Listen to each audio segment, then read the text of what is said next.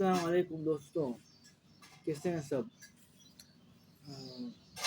جی آج میں آپ کے سامنے حاضر ہوں ایک بہت ضروری معلومات کے لحاظ سے کہ لوگ کہتے ہیں کہ اگر یہ ہو گیا تو جنگ عظیم 3 ہو جائے گا، اگر یہ ہو گیا تو جنگ عظیم 3 ہو جائے گا، اگر یہ ہو گیا تو جنگ عظیم 3 ہو جائے گا۔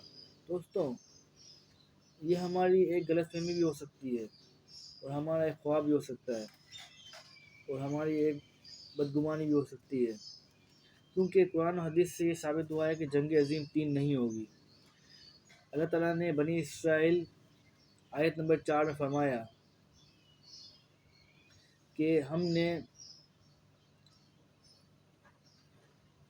بنی اسرائیل کی کتاب میں پہلے سے لکھ دیا تھا کہ تم زمین میں 2 دفعہ فساد مچاؤ گے۔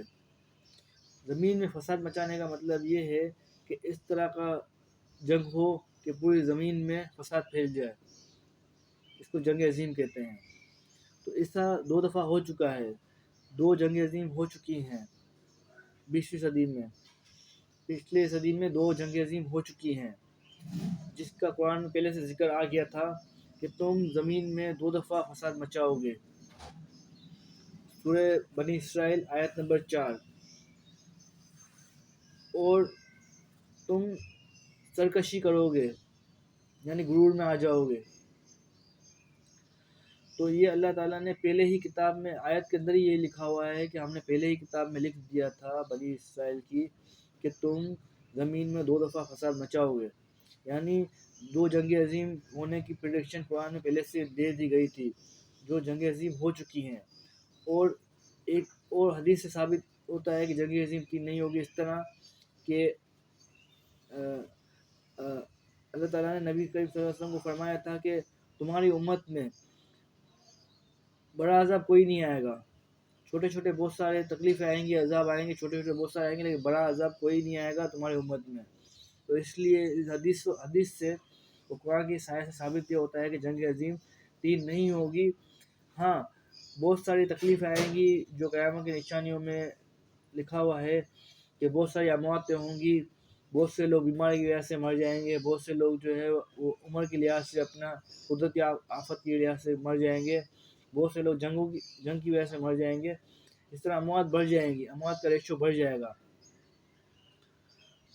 تو ہمیں جو ہے اس بات کو سمجھنا چاہیے کہ جو ہم سوچتے ہیں ضروری نہیں ہے ویسا ہو۔ یہ ہماری ایک سوچ بھی ہو سکتی ہے کہ ہم اس انتظار میں ہیں کہ جنگ عظیم 3 ہوگی، تب ہم جو ہے وہ دین اسلام پہ عمل کرنا شروع کریں گے اور امام مہدی کے لشکر میں شامل ہو جائیں گے۔ یہ ہماری غلط سوچ بھی ہو سکتی ہے۔ ہمارے زندگی کا کوئی بھروسہ نہیں ہے، موت کبھی بھی آ سکتی ہے، پہلی بات تو یہ ہے۔ تو ہمیں ابھی سے اپنی اصلاح شروع کرنی چاہیے، ہمیں جنگ عظیم 3 کا انتظار نہیں کرنا چاہیے، ہمیں ابھی سے اپنی اصلاح شروع کرنی چاہیے اور ہمیں سمجھ جانا چاہیے کہ ہمارا کیا زمرہ ہے دنیا میں، ہم دنیا میں کیوں آئے ہیں۔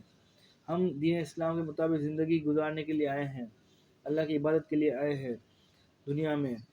اگر ہم اس انتظار میں بیٹھے ہوں گے کہ جنگ عظیم 3 ہوگی تب ہم سدھریں گے، تبھی ہم اصلاح کریں گے اپنی، تو ایسا نہیں ہوگا۔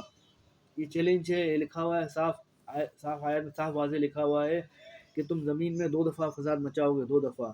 یعنی اللہ تعالیٰ نے پہلے سے پریڈکشن کر دی تھی، قرآن کے اندر یہ بتا دیا تھا کہ 2 دفعہ زمین میں فساد بچے گا، 2 دفعہ۔ فساد کو کہتے ہیں کہ جس طرح جنگ عظیم 1 اور جنگ عظیم 2 میں جس طرح فساد مچا تھا، ایسا فساد دنیا میں آج تک کبھی نہیں مچا اور نہ امید ہے مچے گا، کیونکہ ابھی چھوٹے موٹے فتنے تو بہت آ رہے ہیں، صحیح ہے نا، لیکن اب وہ ماحول نہیں ہے کہ جنگ عظیم 3 ہوگا کبھی بھی، کیونکہ ابھی ہر کوئی جو ہے وہ ملک اپنے مفاد دیکھتا ہے، صحیح ہے۔ اس لیے جنگ عظیم 3 کا کوئی دور دور تک کوئی نشان نظر نہیں آ رہا ہے قرآن حدیث کی روشنی میں، نہ ہی کہیں اس کا ذکر ہے کہ ایسا ہوگا۔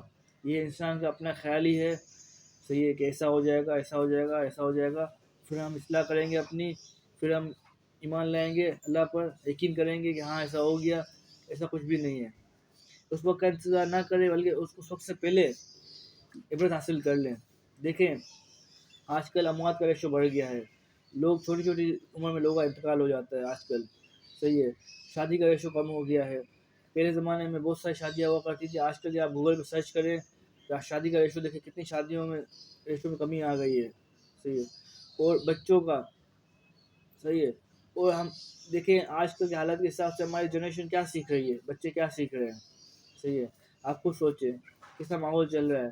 تو ہمیں بجائے اس کے کہ ہم جنگ عظیم 3 کا انتظار کریں, ہمیں اپنی اصلاح ابھی سے کر لینی چاہیے.